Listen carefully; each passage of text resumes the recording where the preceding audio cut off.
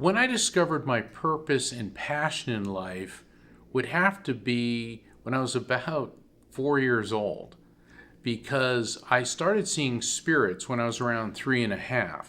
Now, it's not unusual for a toddler to see people who aren't there and have invisible friends, but when mommy and daddy, who were both mediums, could also see them, it added a whole new dimension. And the thing is, my parents had quite a fascinating background. My dad was a U.S. Navy SEAL who'd become a NASA engineer, and my mother was a commercial illustrator, artist, and fashion designer.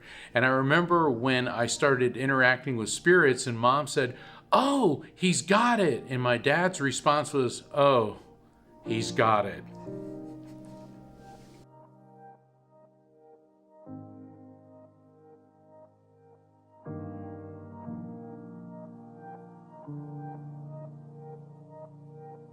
Hey everybody, how's it going? I'm Zenka. I'm with LightNet, and my passion and purpose is to make the impossible possible. And so did this man. We're talking about Mark Anthony. He's a lawyer, he's a psychic medium. He has done readings for over 15,000 people. They say that you master a purpose or a talent or a hobby with 10,000 hours. Well, he's definitely over that. In fact, he's a fourth generational psychic medium. Talk about purpose, talk about dedication. Mark is fascinating. Check it out. The road to fulfilling my purpose has spanned my entire lifetime. I was born into a family of psychic mediums, and I've tracked this proclivity. It's a genetic predisposition back into the 1890s. So that's why I'm known as a fourth generation psychic medium, because both my mother's and father's side of the family, this runs for generations. My dad's family were very waspy Pennsylvanians, and they kept it rather kind of under wraps. My mother's family had emigrated from Italy, and the Italian side of the family saw this as a gift from God, and they were much more open about it. In fact, my mother's maternal grandmother, Giovanna, was known in the Italian community of North Jersey and New York City as the woman who knows things. In fact, in 2016, PBS did a special on the Italian Americans, and they actually did an entire segment on my maternal great-grandmother Giovanna and referenced her psychic abilities. So growing up in a family where seeing spirits was not unusual was just part of who I was. And as I started getting older, I was drawn to the clergy, which is not an unusual thing for a medium, except I felt there were too many rules and regulations, and it was too restricting. So instead of going to the clergy, I decided to become an attorney, and I jumped out of the rules and regulations frying pan right into the regulatory fire, so to speak. So I jumped from one form of lots of rules and regulations into another, but I was drawn to the practice of law because of being able to help people, also being able to use my ability to speak and to write and to express myself. But the first and foremost, my life's purpose is helping people. And people ask me, how can you be a medium and an attorney? Well, if you think about it, both jobs are about evidence. As an attorney, you have to have evidence to substantiate and make your case in court. As a psychic medium, I have to bring forth pieces of evidence transmitted to me by spirits to guarantee the authenticity of the contact and verify for the recipient that the information coming through is accurate and beneficial for them. There was a point in my life when I made the transition from practicing law to becoming a full-time medium. Now, my entire life, I had these spiritual abilities. I was able to perceive spirits. And what happened one day was I was in my office and I started thinking about spaghetti. And suddenly I received a call from my mother who said, "Mark, I made spaghetti for lunch. Why don't you come for lunch?" And my parents lived about 5 miles from my office, and I thought this was great. And I had the most wonderful time with my mother and father. And as I was leaving, my mother hugged me and said, "Mark, I love you so much." She said, "I'm so happy and honored you've been my son." And I said, "Well, thank you, Mom. I love you too." And the next day I was in court, and the judge's assistant came into the courtroom and said, "Mark, you have a call. And I knew intuitively this was not going to be good. And my secretary was on the phone. She was crying. She said, your dad called, your mom died. And my mother had passed in her sleep peacefully. And nonetheless, though, even though I'm a medium and I can connect with spirits and feel the presence of my mother and other loved ones around me, I spiraled into this horrific depression. And it was about 2 to 3 weeks after Mom passed, I was driving back from court. Now I was a senior partner of a law firm, so I had to keep it together. And grief is one of those things that you think you have it under control, but then it's like a wave, except a wave didn't hit me, a tsunami hit me. And I pulled over to this convenience store, and I pulled into the parking lot, and I said, look, I can't, I'm talking to myself. I can't go to my office, crying. I've got to get my act together. And suddenly this flash of light went off in the car. And was it an external flash of light or within my mind's eye? I'm not sure, but I instinctively turned to the passenger side and I saw the silhouette of my mother in this beautiful silver white light. So I'm trying to process this, and her voice fills my mind's ear and says, Mark, you have the gift of mediumship so that you will not be crushed by grief, but now you must help those who are grappling with theirs. So I'm trying to process this, and then the next round of message from her comes through, and she said, Mark, your life's mission, your life's purpose is to help people understand that God exists, that heaven, the afterlife, exists, that souls are eternal living beings, that humans can communicate with souls, and that we will all be reunited in the light that you call God when it is your appointed time to leave your material world. I'm breaking out in a sweat. I sink back into the seat in my car, and all I can say is, okay. And I'm thinking, I can't tell anybody this. They're going to think I'm insane. But I also realized at that point that my life was never going to be the same. And it's as if a door not only opened, it got pulled right off the hinges and I got shoved through it. So what happened after that is within a couple weeks, I was offered a job to leave the practice of law and enter a government agency to head up their interfacing with the court system. And I knew this was not by chance. So in the meantime, I began working on my book, Never Letting Go, my first book. And then when Never Letting Go came out, I had to promote it. So I'm working for this government agency, and I brought on board my manager, Rocky, and she worked her magic and got me on a show on MSNBC in New York City. And it was really cool because we were in the studio next to where they were filming Saturday Night Live. We did an interview there, and then she got me a speaking engagement at Harvard University. So there we are at Harvard, and it's a couple weeks before Christmas. And, Harvard, Cambridge, Massachusetts is a beautiful campus. And we're walking along with cups of steaming coffee, and all of a sudden my cell phone rings. It's the elected official from the government agency. And he said, look, a particular political party is having a lot of problems with the fact that I have a psychic on staff and somebody who talks to dead people. And this has caused me all sorts of political flack. And you're taking too much time off from work. And I said, yes, but it's all legitimate vacation time. And suddenly I felt an inspiration. And I said to him, I'll make this easy for you. Consider this my resignation. And he said, okay. And then I hung up my cell phone and I looked at Rocky and I said, I just quit the practice of law. And she said, Mark, look around. Where are you? I said, Harvard. She goes, and what are you doing in an hour?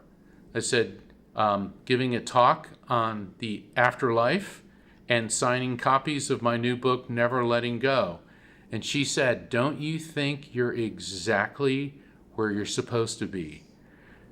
So I look at it, I hear people say, oh, I reached enlightenment on a mountaintop or on a beach. Mine was more like a spiritual fire hose right to the face. But the thing is, I had years of experience as a trial attorney.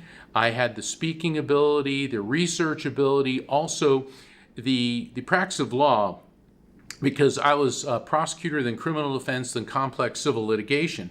I had to work with forensics, I had to work with physicists, chemists, neurobiologists, scientists, in addition to accident reconstruction and law enforcement. So it gave me a background in a wide array of science and disciplines. Plus, I was a head injury litigation specialist. So when I started focusing specifically on mediumship, I realized my study of the human brain gave me the insights to help explain the physiology and scientific basis for spirit contact. The scientific basis for spiritual contact can be found in my Electromagnetic Soul Theory that I write about and introduced in my book, The Afterlife Frequency. We know from faith, every great spiritual teacher, from the sages of ancient India, through Zoroaster, through Moses, through Buddha, through Jesus, through Confucius, Lao Tzu, Muhammad, Native American spirituality, the religions of the Pacific, the religions of Central and South America, all teach us that the soul, the consciousness, the who and what we are, pre-exists the body, comes into the body, moves on after the body dies.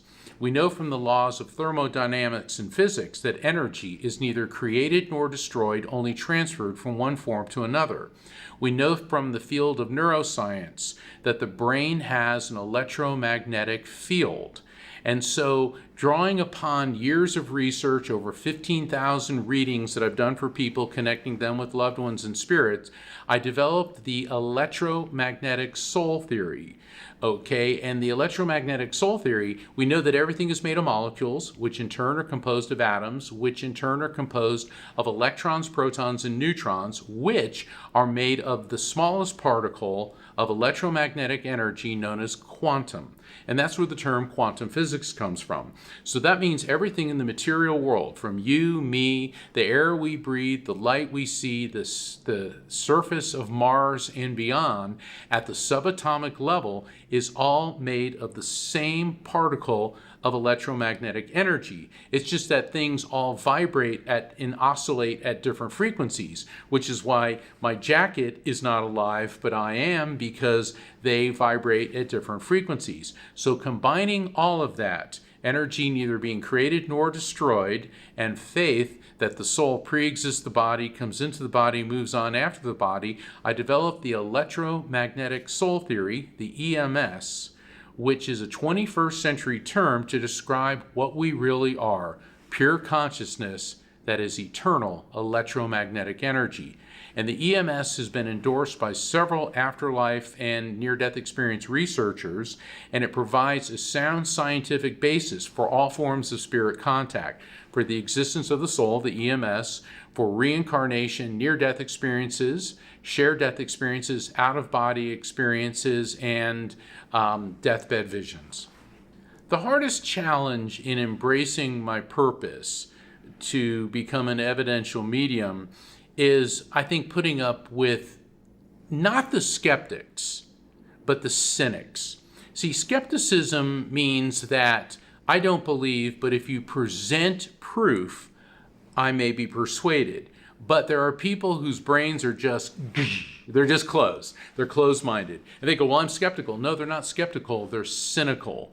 Because when you approach something through the scientific method, and that's how I believe, and that's my approach, and the scientists that I work with in after-death communication, we approach spiritual phenomenon through the scientific method, which is objective analysis and observation. We collect the data and we don't jump to conclusions. We will analyze the data. Whereas a cynic will just say, well, I don't believe. And it's like, well, why don't you believe? Because it's not possible. To which I'll respond, then please explain to me your vast knowledge of quantum physics, interdimensional communication, and the ability to quantum leap from one dimension to another, and then we'll talk. Finding your purpose in life, it's already there. It's understanding what it is. Not everyone's going to be a scientist or an incredible artist. It's taking the skill set that you've been given and doing the best you can with it. Not everyone's going to be a psychic and a medium, just like not everyone's going to be a quantum physicist or a lead guitarist for a rock and roll band or an Olympic athlete. Maybe your superpower is being a good listener. And you don't know sometimes if by being a good listener, you could be that proverbial stranger on the bus that someone opens up to and tells you their whole life story. And because you validated that person in that moment, maybe they didn't go home and put a bullet in their head. Maybe they felt, gosh, I actually do count, I do matter. Maybe your superpower, maybe your purpose is being a good parent. Being a good parent's the most important job in the world. Nurturing a child, a little boy, a little girl, to grow up into a self-confident, self-respecting, and respectful human being. So finding your purpose should not involve some, mystical journey. For some people it is. Other times it's just acknowledging that you have an amazing skill set that you use in the service of others. Because I think that service to our fellow human beings is our purpose in life. Think of our purpose in life, that we're all pebbles. And when that pebble hits the pond, the proverbial concentric circles touch other pebbles. So by being that listener that listens to another person, you don't know how the good act that you have done has touched other people, which touch other people, which touch other people. So you already know your purpose. Just let it shine. The effect I have on other people, I don't sit there thinking I'm special or unique or that, but what I've found in my journeys is what I've written in my books, Never Letting Go, Evidence of Eternity, and the Afterlife Frequency, the interviews I do on television and on radio, the readings that I do for people. It is so humbling and it's such an honor when somebody comes up to me and tells me how I've made a difference in their life. I'll never forget, I was in New York City at Columbia University, and I was speaking there. My book, Evidence of Eternity, had just come out.